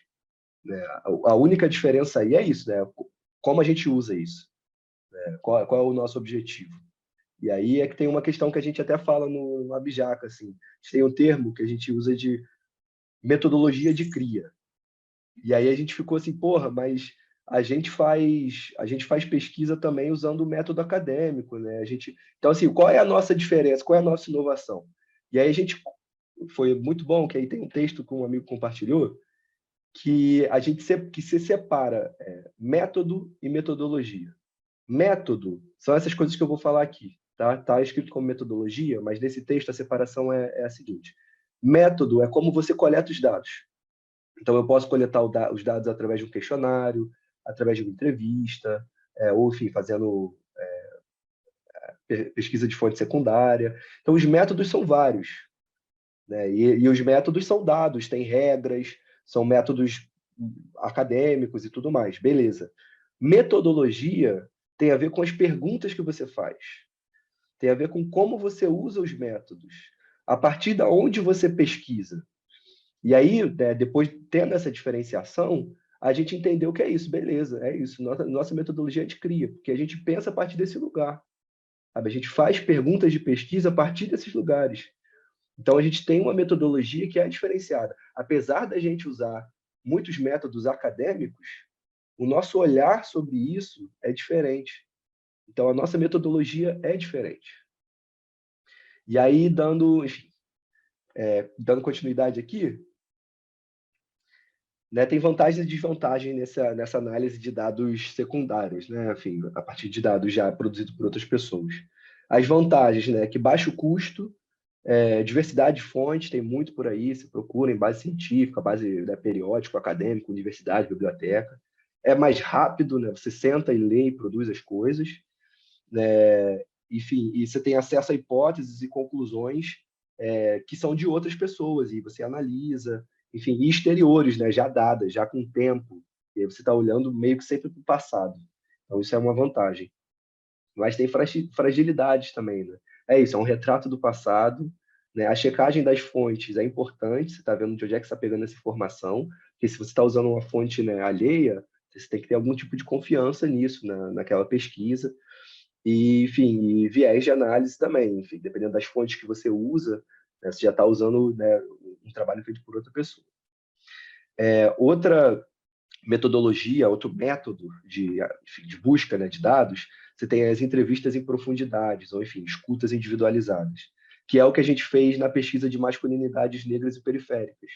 Né? E aí a gente fez, né, tem vários tipos, né? Tem com roteiros estruturados, tem com roteiro semi-estruturado e não roteirizado, né? Não estruturado, na verdade.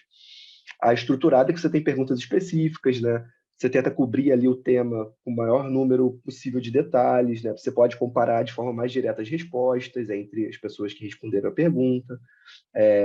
As conversas tendem a ser mais objetivas. Os roteiros semi-estruturados e não estruturados, você vai, né, diluindo isso, vai ser menos engessada a sua conversa. Né? Na pesquisa de masculinidade, a gente fez uma estrutura de roteiro semi-estruturado. Então, a gente tinha perguntas, por exemplo, como é que foi sua infância, do que você brincava, como é que era a sua relação com seu pai, com sua mãe, enfim, você lembra de ter carinho, você lembra de qual é que é a sua memória em relação a isso, enfim, aí isso era a parte da infância, mas depois a gente partia para outras questões, tipo autoestima, né? Tipo, como é que você se vê, o que você acha que tem mais bonito, que tem mais de bonito em você, né? Como é que é a sua relação amorosa com as pessoas, você consegue expressar emoção, né? Quais são os momentos onde você consegue expressar mais emoção? E aí, assim, a partir dessa pergunta, outras iam vindo, e aí a gente ia tentando aprofundar mais, porque aí já é uma estrutura, né, semi-estruturada. Foi uma pesquisa muito legal, assim, estou muito ansioso para sair, fiquem de olho, sigam o Labjaca nas redes, vai ser bem legal. Nesse tem vantagens, né, nessa pesquisa, né? Você tem densidade, porque é uma coisa que você nunca vai ter num questionário, você vai ter, né, o cara perguntando, né, respondendo com muito mais propriedade, caindo ali, trazendo perguntas, respostas mais elaboradas, né? Você vai ter justificativa, né? Que é uma coisa que às vezes você não tem muito em questionários tipo survey, né? De coleta de dados, porque o espaço é mais, né, da pessoa te dar uma resposta específica. Você tem mais contexto, né? E você entra assim, nessa coisa mais da narrativa. Fala, Kleber. Tem uma pergunta no chat da Jéssica Rodrigues. Boa. Deixa eu ler aqui. Jéssica Rodrigues. Muito boa a compilação, mas tem uma dúvida. A comparação dos gastos foi feita com ações de assistencialismo. Essa linguagem foi para facilitar o entendimento dos gastos utilizados na operação. Isso, de certa forma, não reforça o discurso de não otimização dos recursos da favela. Eu não sei se eu entendi muito a pergunta, Jéssica. Se você quiser, tipo, elaborar ela de novo, beleza. Mas, olha, eu não sei se... algumas, sim, né, foram questões mais assistencialistas, no sentido de distribuição, por exemplo, de cesta básica. Mas é porque era uma comparação que estava sendo feita no contexto onde isso fazia muito sentido, né? A gente estava trabalhando lá na época da pandemia e a gente estava trabalhando a gente mesmo com distribuição de cesta básica. Então, a gente trouxe essa informação, enfim, a questão da fome muito latente. Então, tem esse viés. Mas tem também, né, outras comparações foram feitas, por exemplo, com aluno de escola pública, né? E aí é zero uma visão assistencialista, né? Tem mais a ver com uma política pública, né? Uma política pública de ensino, né? De educação. Então, acho que tem esse misto de coisas, sim. Então, nesse sentido, eu não diria que reforça assim, o discurso de não otimização dos recursos da favela. Até porque acho que a perspectiva ali de todas essas questões não era, na verdade, que não é otimizado, mas na verdade, é que ele é pouco, né? Sim, e ele é pouco porque porque o Estado oferece pouco. E aí não tem como, né, aquele território otimizar. Aliás, não é função do território otimizar esses recursos, né? A função é da administração pública otimizar, da administração pública oferecer. Enfim, é lógico que enfim, o território validar isso da melhor forma possível. Mas eu acho que isso tem mais a ver com uma perspectiva de como o gestor público vai fazer isso da forma mais eficiente possível. Jéssica, se você quiser falar alguma coisa, fica à vontade, pode abrir o microfone ou colocar mais no chat. Beleza? O Kleber também falou isso. Estou sem voz também, Jéssica. Tá fogo. Mas então eu vou continuar, tá? Senão bota aí no chat que eu te respondo. Mas entendeu o meu ponto, agradeço. Beleza. Enfim, e aí falando ainda, né, do método da entrevista em profundidade, tem fragilidades, né? Assim, não é generalizável, né? A gente está falando de um grupo específico, então é desse grupo que a gente está tratando. É lógico que todo grupo, né, quando bem escolhida a amostra, ela fala mais do que, né, do que só aquele grupo. Mas ainda assim não é um método que busca generalização. Então a gente está sempre falando daquele grupo específico ali. Tempo de coleta e análise, é complicado fazer entrevista, demanda muito tempo, são várias pessoas, tem que organizar a agenda, é bem complicado. Delimitação da amostra, isso, a amostra ela tem que ser feita olhando qual é o público que você quer representar. Então, por exemplo, no nosso caso, da masculinidades, a gente buscou, como a gente quer trazer exatamente uma questão de pluralidade dentro do universo masculino, é masculinidade negra e periférica, mas existem muitas masculinidades negras e periféricas. Então, existe a masculinidade do homem hétero, existe a masculinidade do homem trans, existe a masculinidade do homem gay, né? Então, assim, tem várias masculinidades aí dentro. A masculinidade perpassa todos esses grupos de forma, assim, todos eles, né? Então, de certa forma, todos são afetados por isso, mas todos são afetados de forma diferente. Então, assim, se a gente quer trazer isso no nosso grupo, né, de entrevista, a gente tem que ter representantes desses setores, né, para poder estar ali falando sobre isso. Então, tem que ser bem construída, né, essa delimitação da amostra. Condição de confiança também é uma fragilidade, porque dependendo do que você vai falar, a pessoa tem que se sentir à vontade de compartilhar com você experiências. Então, é uma questão. E custo também, porque, enfim, às vezes tem que se pagar, se dá um incentivo, porque a pessoa sai do lugar dela, vai para um outro lugar, despende 1 hora, 2 horas, fora o trânsito. Enfim, então, assim, é uma questão também que você tem que pensar.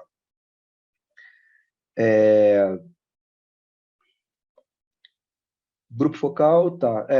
Grupo focal é parecido com entrevista em profundidade, assim, né? É uma entrevista também, mas não é de uma pessoa, né? É feita com um grupo e para discutir uma temática. Então, todos ali do grupo tentam falar, né, ao mesmo tempo. Vantagem, você tem uma interação, você tem uma troca ali entre as pessoas, né, e o moderador que vai tentando direcionar, né, o papo ali de acordo com os objetivos da pesquisa. Você acaba tendo ali um contraste de visões muito forte ali na hora, quando é possível isso, e você tem argumentação, porque você tem que, né, as pessoas sustentam aquilo que elas estão falando, então elas tentam, né, sempre argumentar. Fragilidade, inibição, você pode cair com um grupo que não fala, tem dificuldade, então, enfim, é uma coisa que tem que ser pensada. Controle do tempo, né, e equilíbrio do tempo, para que as pessoas possam falar de forma mais ou menos, né, igual, assim, ao mesmo tempo, para não ficar uma pessoa só dominar o grupo, né? E aí a opinião dela acaba sendo né, sobreposta às outras, até na análise, porque ela falou muito mais do que as outras pessoas. E a tendência ao consenso, que às vezes é uma realidade. Às vezes tem grupos, né, que vão tender a concordar e chegar a um consenso, inclusive quando às vezes o que a gente quer é o dissenso. O que a gente quer são as opiniões opostas. Então é uma coisa que tem que sempre que tomar cuidado. Já acabando aqui, tem o survey, né, que são as entrevistas com respostas pré-determinadas, né, é o clássico questionário, é igual do IBGE, né, e aí ele é isso, o questionário, ele é mais descritivo, ele serve muito para mensuração de comportamentos e características comuns, né, entre um grande grupo de pessoas e também características desviantes, né, entre esse grande grupo de pessoas. E ele permite medir associações. Então, assim, associação entre, sei lá, entre gênero, um perfil de pessoas e a resposta que elas dão para uma outra pergunta. Então, a gente consegue ver que, sei lá, de uma entrevista com 1.000 pessoas, as mulheres tenderam a responder determinada coisa em determinada pergunta. Então, a gente consegue criar associações. Né? Enfim, possibilidade de generalização, né? Os surveys, geralmente, a gente tenta generalizar. Você tem um grande volume de dados, você permite comparação estatística e identificar correlações. Beleza. Fragilidade, fidedignidade. Na construção do... É porque você nunca sabe, né? A pessoa responde o que ela quer. Então, às vezes, a pessoa pode mentir. E aí, tudo bem. A gente não controla isso, né? É uma questão que o método tem essa fragilidade. Rigidez nos resultados, porque a pessoa respondeu aquilo e aquela categoria. Então, assim, não tem outra coisa. Né? Viés de aplicação, né? Onde você vai aplicar, né? Como é que você vai fazer isso? Isso é extremamente complicado, porque se você aplicar só para determinado tipo de pessoas, ou se você aplicar só em determinado horário. Então, por exemplo, horário, a gente aprendeu isso muito no Jacarezinho. Horário de trabalho, dia de semana, você vai aplicar survey, né? Você vai aplicar pesquisa de entrevista, né? Com resposta pré-determinada, o público vai ser aposentado, pessoas, né, que não estão trabalhando, e aí, dependendo do que você quer, essa não é uma população representativa. Às vezes, sei lá, você quer falar de mercado de trabalho, você quer falar de estudo, as pessoas não vão estar em casa. Então, né, a sua aplicação tem que ser pensada, né, levando isso em consideração. Fragilidade e análise estatística, tem que ter um certo tipo de conhecimento técnico para fazer, dependendo do que você quer. Você pode fazer uma pesquisa descritiva só, e está tudo bem. Ou se você quiser fazer já, enfim, tem vários métodos, né? Regressão, se quiser fazer um modelo, aí tudo isso depende da sua capacidade, da sua equipe também, né? E essa é uma questão importante. A gente falou, todo mundo pode fazer pesquisa. Pesquisa é para a favela fazer pesquisa. Mas é importante que a gente tenha rigor e que a gente conheça as nossas limitações, né? Para a gente não acabar respondendo, né, já pelo estereótipo, né? Então, a gente conhece as nossas limitações, a gente sabe o que a gente está fazendo, o que a gente está fazendo, a gente está fazendo bem feito. Se a gente quer fazer uma coisa que a gente ainda não tem perna para isso, vamos procurar parceria, né? Vamos procurar parceiro, vamos procurar quem apoie, para a gente poder, enfim, chegar nesse nível e sempre aprender, né? Sempre tentar aprender. O LabJaca tem um termo agora com a minha faculdade, com a ENSE. A ideia é que eles vão fazer com a gente, né, uma pesquisa que a ideia é que a gente faça com uma amostra e aí consiga fazer inferência sobre todo o Jacarezinho, né, sobre toda a favela. Eu ainda não sei fazer isso. Então, quem está fazendo esse processo é o amostrista, que é o estatístico especializado nisso, e eu estou aprendendo com ele. Então, a gente está fazendo junto, sei que, porque a ideia é isso também, é independência. A gente quer parceiro porque a gente precisa, mas a gente quer também não precisar de ninguém. A gente quer poder, inclusive, ensinar, poder compartilhar com outras pessoas, para que outras pessoas possam fazer isso. E aí é isso, gente. Aí, por onde começar, já terminando, nós estávamos na validação de um argumento de uma ideia, né, que é o que vem após a análise dos dados. E aí, como transformar dado em informação. Vou passar rapidinho, porque a gente está terminando já no horário, e eu quero ouvir vocês também. Enfim, acho que a ideia, né, que eu tentei guardar aqui, né, para transformar dado em informação, acho que a ideia é estressar os dados. Então, assim, é cair dentro, sabe? Tem muitas formas de fazer isso, enfim, eu acho que se fosse uma outra oficina, eu acho que eu cairia, assim, da gente pensar tipo, como é que usa, dá para fazer em Excel, dá para fazer no Google Planilha, dá para fazer, enfim, com programas de programação também, o R, enfim, o Python, SQSL, né? Tudo depende do que você tem como ferramenta, do que você tem como conhecimento, mas o importante é isso, é estressar os dados, tipo, é ir para dentro, é abrir cada questão, é ver cada tipo, pergunta que dá para relacionar com a outra, sabe? Para a gente imergir nessa informação, porque fazer pesquisa é isso, gente. Fazer pesquisa é caro, é cansativo, né? E quando a gente coleta esses dados, a gente tem muita informação rica ali. Então a gente precisa tirar o máximo que a gente pode daquele conjunto de dados que a gente teve, que a gente retirou, tá? E aí nisso, quando a gente está analisando, a gente busca padrões, né? Então a gente está sempre comparando as respostas, né? Está sempre considerando as particularidades no perfil da amostra também, é isso. Se você monta uma amostra que tem muito idoso, você sabe que determinadas perguntas podem estar sendo influenciadas, né? As respostas a elas vão estar sendo influenciadas por causa da idade daquele público. Então, você tem que estar sempre observando isso também, né? Se a sua amostra está representando, né, o conjunto de pessoas que você está querendo falar sobre. Não se esqueça do mundo lá fora. Então, assim, tem questões que influenciam a sua pesquisa naquele momento. Pesquisa é foto, pesquisa é retrato, né? Então, a gente está tirando uma foto daquele momento. Então, se, por exemplo, se a gente está fazendo, no caso da pesquisa que a gente fez sobre o custo das operações policiais. Não, mentira, do Cidade Integrada, né, que enfim, é um programa de segurança pública específico para o Jacarezinho, né? É um projeto lá, enfim, de ocupação e tudo mais, e que tipo, não está dando certo, porque não dá certo. E aí a ideia era saber como que as pessoas estavam se relacionando com isso. É isso, óbvio, essa pesquisa ela só foi feita, né, por causa daquele período, né, porque está sofrendo uma ocupação nesse momento. Então, assim, as pesquisas são impactadas pelo contexto que ela está sendo dado. Então, se tem uma crise de energia e você faz uma pesquisa logo depois ou durante, a sua pesquisa está sendo influenciada por isso, né? Não dá para você descontextualizar ela e achar que ela vale para mais não sei quanto tempo. Não vale, ela é específica para aquele momento. E, enfim, desigualdades. E também, assim, acho que fazendo pesquisa você vê que pô, essas pesquisas do Jacarezinho, inclusive por causa desse programa de Cidade Integrada, várias pesquisas de campo a gente se atrasa, porque, enfim, tá na favela, aí tem tiroteio, tem troca de tiro, vai todo mundo para casa, não dá, não faz a pesquisa. Volta amanhã, vamos para fora amanhã, não tem, não dá, fica mais não sei quanto tempo. Então, tudo isso afeta, né, a pesquisa.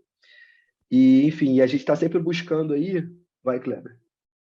Cara, eu queria te perguntar sobre isso, assim, hoje em dia a gente vê, né, a era digital ainda muito evoluída, assim, favela é um polo muito consumidor de tecnologia, né, hoje todo mundo na favela consegue mexer bem no aplicativo, independentemente de idade. Queria saber isso, né, como que essa pesquisa chega na população periférica, né, se é no campo ali, no porta a porta, ou se associação de moradores, né, a pesquisa interna ali, através de formulários, assim, circulando nos grupos de Facebook, que o pessoal tem, né, grupo de WhatsApp, se esses dados é levantado para vocês dessa forma ou se é no porta a porta, porque tem essas questões de território. Igual, às vezes você é de uma comunidade, né, para quem não é do Rio de Janeiro, o Rio de Janeiro tem inúmeras facções criminosas, o Estado também é uma delas, desculpe falar, mas querendo ou não é, e às vezes você é de uma comunidade, de uma facção, e você não pode entrar na outra comunidade, né, assim, você não tem nada a ver com o crime organizado, mas pelo fato de você ser de uma outra região, você não é aceito lá e você tem toda uma represária, né? Então, como que isso é feito hoje, essa pesquisa, como a pesquisa chega na população? Beleza. Dani, vai, aproveita e faz aí. Só emendando, assim, eu fiquei pensando um pouco sobre, você falou um pouco sobre as ferramentas, né, planilhas, eu queria entender um pouco, que às vezes, não sei, né, de repente vocês estão aí mais nesse contexto de estar trabalhando isso com mais frequência, eu fico muito limitada, às vezes, em formulário de Google, de repente você tem alguma dica, assim, de ferramenta que possa facilitar um pouco essa vida, né, que às vezes a gente fica ali no formulário, numa coisa que dá um pouco mais de trabalho, mas se tiver alguma dica legal aí de programa que é grátis, enfim, a gente também está num contexto aí sem recursos também para Pô, fazer essa aplicação. não, perfeito. O Kleber, cara, é muito difícil. E aí, acho que assim, depende da pesquisa. Então, tanto a do Observatório de Cidade Integrada, né, que era para avaliar como as pessoas estavam percebendo essa ocupação do Estado no Jacarezinho, quanto o de Água e Luz, quer dizer, o de Água e Luz foi porta a porta. A gente entrevistava as pessoas na porta delas. E aí tem várias questões. Assim, primeiro, a confiança, né, que as pessoas têm que ter, a seriedade de, por exemplo, a pesquisa é anônima, a gente não coleta o endereço e tudo mais para as pessoas poderem dizer o que elas quiserem e tal. Então foi porta a porta. O do Cidade Integrada era pelas ruas do Jacarezinho, mas não era na casa da pessoa. Então a gente parava um público específico que a gente estava precisando, a jovens de tal a tal idade, enfim, mulheres de tal a tal idade, tudo mais. E aí a gente ia fazendo a pergunta. O de masculinidade, a gente rodou, né, assim, as pessoas que se encaixavam no perfil, e aí era comunicação só à distância, e a gente fez as entrevistas, a maioria delas, porque tava com essa questão acho que era do Covid, enfim. Mas aí a gente fez à distância, fez por telefone, né, ligou a câmera e falava com as pessoas. Algumas eu fiz presencialmente, né, aí a gente ia para um outro, que aí dependendo da pesquisa, não dá para fazer no meio da rua. Essa de masculinidade, pô, perguntar pro cara como é que era, enfim, a infância, como é que era o relacionamento dele com a mãe, como é que ele se via, como é que ele entendia o futuro dele. Então, tipo, a gente ia, né, e procurava, a gente fez lá na Biblioteca de Manguinhos, Biblioteca Parque, um espaço sensacional, e a gente reservava a sala. A Biblioteca Parque é parceira do Labjaca, e aí, enfim, o Manguinhos é colado, né, Jacarezinho Manguinhos, e aí a gente ia para lá, não tem essa questão, né, de facção, a gente podia circular lá, e aí a gente entrava e aí fazia na sala uma entrevista e tal para a pessoa. Então depende da pesquisa, depende como, né, como ele é feito. E aí, Dani, vou te responder passando uma dicona assim que eu acho que para quem está interessado em fazer pesquisa em território foi uma coisa que ajudou muito, assim, que eu considero que é uma ferramenta muito boa. Já estou olhando a hora aqui e aí eu já vou concluir por isso, vou mostrar para cá. Então, depois volto para cá. Ó, gente, eu tinha pensado, mas foi de propósito que eu acabei me alongando em outros momentos. Que a gente fazer, né, definir em grupos, assim, problema de pesquisa, formular uma pergunta de pesquisa, as contribuições dadas pela sua pesquisa, enfim, qual é a sua metodologia que você vai usar. Mas como eu acho que todo mundo meio que está engajado, assim, e tal, eu acho que a gente pode passar para isso, mas pode pular isso, até por causa do tempo. E acho que foi mais importante contar, assim, compartilhar as experiências, contar das pesquisas, né, contar do LabJaca. Enfim, essa aí fica para a gente fazer numa próxima. Enfim, ou em um outro momento, sei lá. Vocês podem fazer em casa também. E aí eu passo aqui, Dani, para o que você falou. Eu tenho alguns pontos, né, que são alguns... eu pesquiso mais quantitativa, né? Eu gosto de fazer survey, gosto de fazer questionário na casa com as pessoas e tal. E aí eu peguei alguns, né, já concluindo, eu ia concluir por aqui. Algumas lições assim que eu peguei, sabe? Que eu acho que é importante eu compartilhar sobre pesquisas assim que você faz, né? Você vai lá com o questionário, pergunta a pessoa e aí, né, marca respostas que são pré-definidas, né, que são os surveys. E aí, algumas coisas que eu notei, no final eu já te respondo, Dani, que já é a sua resposta. O primeiro, gente, que é muito importante, né, se vocês forem fazer isso, quando vocês forem fazer isso, treinar bem a sua equipe de campo. Cara, uma pesquisa pode ser super bem idealizada, concebida, o formulário pode ser super bem pensado, super bem feito. Se a sua pesquisa, se a sua equipe de campo não está em consonância, tipo, não está, sabe, ligado na importância de fazer aquilo da forma como foi definido, da forma como foi treinado, pode cagar a pesquisa completamente, tá? Porque, enfim, pode concentrar num lugar do território específico, pode só perguntar para um público específico, né? As pessoas, o entrevistador, a entrevistadora, pode induzir a resposta do entrevistado ou da entrevistada. Então, tudo isso assim, pode ser coisas que é muito importante que a pessoa, né, que a equipe seja bem treinada, que as pessoas entendam a importância de fazer daquele jeito, porque senão isso pode modificar totalmente, enfim, a sua análise tem que mudar, por aí vai. Objetividade, né, em tudo. Então, as perguntas da pesquisa, né, elas têm que ser curtas, tá? Objetividade não tem que ser repetitiva, você não tem que fazer várias perguntas muito parecidas, né? E o questionário tem que ser pequeno. Se a gente monta um questionário grande, no final as pessoas já estão respondendo qualquer coisa, ou as pessoas não vão querer responder até o final. Então, é uma coisa que a gente tem que sempre balancear, porque é lógico que quando a gente vai para campo, a gente quer coletar o máximo de informação possível. Mas, assim, a gente tem que lembrar também que as pessoas estão ali, ninguém está sendo pago, assim, né? Quem está respondendo, está todo mundo dispondo do seu tempo ali. E, cara, as pessoas têm uma vida, né? Tem várias coisas acontecendo. Então, a gente tem que levar em mente isso, não pode fazer uma coisa enorme. E aí, um exemplo aqui de pergunta que a gente foi montando e que a gente foi aprendendo com isso. Então, ó, nos últimos 20 anos, tivemos possibilidade de adquirir geladeiras mais potentes, máquinas de lavar, entre outros eletrodomésticos. Como está o recebimento da energia elétrica no bairro e se a queda de energia elétrica interfere no seu recebimento de água? Uma pergunta enorme. Se a pessoa está lendo isso, né, isso é uma pergunta do curso que a gente montou e a gente foi entendendo, né, aprendendo, e essa é uma pergunta que dá para a gente aprender várias coisas com ela. Primeiro, isso é enorme, a pessoa não lembra no final o que você leu. Ela mistura vários temas, né, enfim, água com luz, e, enfim, e exemplifica isso. Assim. Perguntas têm que ser mais breves possíveis e mais objetivas possíveis. A pergunta não pode ser dúbia, né, deve possibilitar uma única interpretação. Então, tipo, perguntas do tipo, fornecimento de água. Tipo, você quer saber se a pessoa tem fornecimento de água, você quer saber se a pessoa avalia o fornecimento de água como bom, como ruim, o que você quer, né? O que você acha sobre saneamento básico? Muito amplo, assim. Qual a qualidade da água que chega na sua casa? O que é a qualidade da água? Cada um entende qualidade de uma forma. Então, assim, às vezes uma pessoa que vê a água transparente, mas que tem uma outra característica que uma pessoa vai achar que não tem qualidade, para ela não tem problema. Às vezes as pessoas se acostumam com o que é ruim, né? Infelizmente. Então tá tudo bem, a minha água tá boa, não tô com doença, então tá tudo bem. Mas na verdade sua água não tá boa, sua água não é potável. Então assim, a sua pergunta tem que ser específica, ela não pode deixar aberto. Tipo, a sua água é boa? O que é boa? Cada um avalia boa de um jeito, né? Pergunta deve expressar uma única ideia de cada vez, né? Não pode perguntar sobre água e luz numa mesma pergunta, são coisas diferentes. A pergunta deve ser compreendida por todos, então a gente está falando aí, tem que estar falando de vocabulário, né? Então a gente está fazendo pesquisa em favela, em periferia, a gente tem que usar o vocabulário, que é o vocabulário que as pessoas usam, que vão entender. Não dá para chegar com coisas complexas, porque vai prejudicar a sua pesquisa.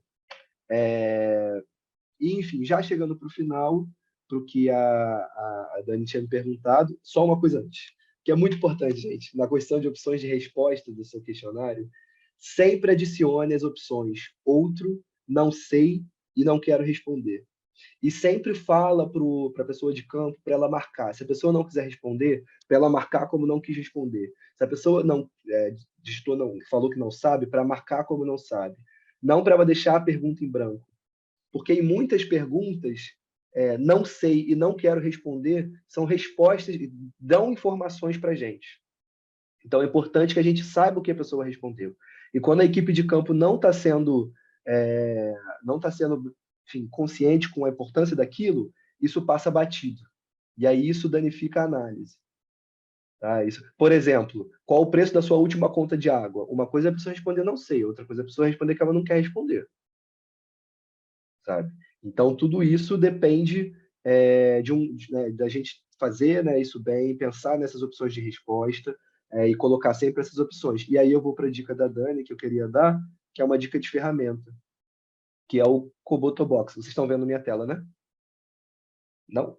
Ah, não. Bom, agora vocês estão vendo. Beleza. O Kobotobox, que é essa ferramenta, que é uma ferramenta que é voltada para organizações humanitárias.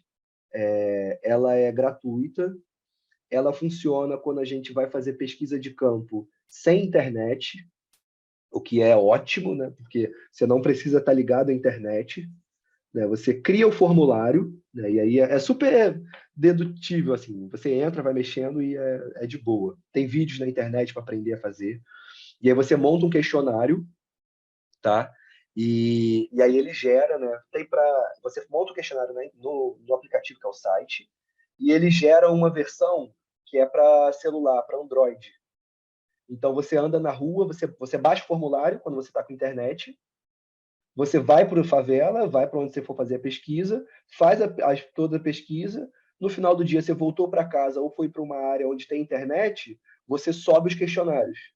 E aí ele vem parar nessa plataforma aqui online, tá? Que tem todos as suas, enfim, todos os questionários que você coletou, né? Você consegue saber aqui, né, todas as perguntas, sabe quem enviou o formulário, qual o horário, qual data. Você pode habilitar localização, se para sua pesquisa é importante saber qual foi o lugar que a pessoa respondeu, você pode fazer isso também. E, enfim, e aí ela gera também relatóriozinhos, assim, bem básicos, mas para algumas perguntas que são fáceis, ela gera relatórios automáticos de tipo, que não está indo aqui.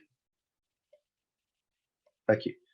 Então, ela gera um relatório básico, tipo, nessa pesquisa que a gente fez sobre gênero, qual o gênero da pessoa entrevistada. Então, ela já gera um gráficozinho aqui, ó, 70, quase 60 e poucos por cento, 63 eram mulheres, 30 e poucos eram homens, enfim, e outros é uma minoria aqui, né, 1,28%. Então, é uma ferramenta super ótima, gratuita, está aí disponível, não precisa de internet para você fazer o questionário, né, o que é sempre uma dificuldade, e tá aí, gente. Bom, foi corrido, foi longo, mas fiquei feliz. Enfim, quero ouvir vocês. Eu estou à disposição ainda se vocês quiserem falar alguma coisa. Se tiver alguma dúvida e tal.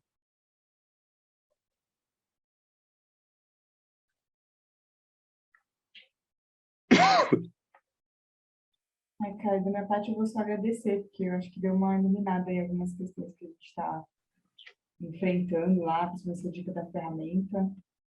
E se puder, não sei, né, se a gente puder trocar contato, assim, né, para, não sei, se futuramente a gente precisar alguma dica, alguma coisa com você, acho que seria bacana também.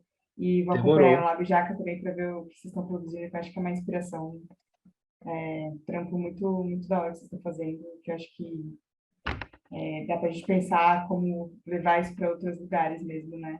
Para outros É, contextos também.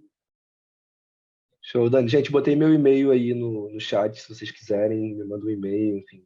É isso, a gente tá sempre na correria, mas está à disposição para ajudar quando der, como der. Só entrar em contato. Kleber, contigo. Se ninguém quiser falar mais alguma coisa, né?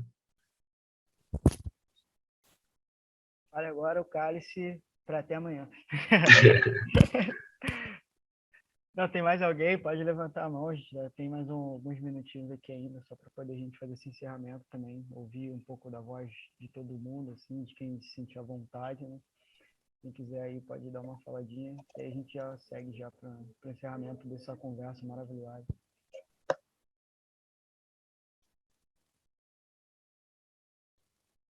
Então eu acho que primeiro agradecer ao Caio por essa parceria incrível com o Social Good Brasil. Ontem ele socorreu aí a gente aí numa missão. Super lindo o trabalho dele. Ah, a Dani quer falar. Não, tá batendo palma. Tá batendo palma. O Caio, agradecer ele. Não conhecia, tive essa oportunidade de conhecer. Agora, quando voltar ao Rio, agora quero marcar para conhecê-lo pessoalmente, a gente andar lá por Niterói um pouco, trocar uma ideia. Virar essas coisas que o SGB tem, né? Essas amizades eternas que só esses festivais conseguem trazer. Agradecer a Miriam, a Jéssica Rodrigues, a Jéssica Aparecida, a Daniele, o Ali Marques, Michele e a Jaque também, que estava no começo, e ela teve problema de internet, acabou caindo, é uma doutoranda que está estudando sobre o cidadão de dados. Então, muito maravilhoso ter vocês aqui. Eu acho que como mediador dessa conversa, né, agradeço muito o respeito que todo mundo teve, assim, em ouvir o Caio, em trazer todos os seus questionamentos, assim, no momento, não teve tantas interferências, respeitaram todo o ritual aqui. Então, agradeço muito, acho que isso também faz muito parte do festival, para nós também é muito gratificante isso, vai entrar nas nossas estatísticas, né? Então, essa coisa do respeito assim, ao palestrante, respeito cara, me faltou a palavra agora. Final de noite, né, cara? O dia inteiro aqui já vai faltando a oficina, né? Então, essa foi a nossa oficina da importância e os desafios e os caminhos encontrados para a geração cidadão de dados em territórios periféricos, né? Caião, sucesso na vida. Pessoal, tamo junto, irmão. Amanhã, para quem Chegando aí. Amanhã, para quem não estiver em Florianópolis, o evento vai ser presencial, né? Amanhã e sábado, mas vai ter transmissão online para quem quiser assistir. Tem muita coisa bacana. Eu estou sem agenda aqui agora, porque meus equipamentos acabaram a bateria, né? Só está o computador. Mas quem está no aplicativo, tem toda a agenda lá no aplicativo do que vai rolar amanhã. Tem muita coisa boa mesmo, muito palestrante interessante no palco. Vai ter palestras internacionais também, então continue conosco, para nós é uma satisfação grande. Espero que no próximo festival também vocês estejam aqui presencial também, sejam fellows também do SGB no futuro. E Thiago não, Caio, desculpa, Caio. Eu sabia que uma hora ia te chamar de Thiago, cara, eu sabia. Tava na cabeça, eu falei, Thiago, não é Caio, eu sabia que uma hora ia sair, saiu. Caio, se Demorou. quiser se despedir aí da rapaziada. Vamos lá. Tá, gente, obrigado, sim, por esse tempo aí. Eu sei que foi muita informação, muita coisa. Espero que tenha sido proveitoso de alguma forma. Enfim, meu contato está aí também. Obrigado mesmo pela generosidade do tempo de vocês também, sabe, pela atenção. E, enfim, sigam o Labjaca nas redes, vejam nossas pesquisas, compartilhem, que isso é muito importante para a gente. E é isso, qualquer coisa, tamo aí, viu? Beijão, gente. Tô saindo lá. Tchau, tchau.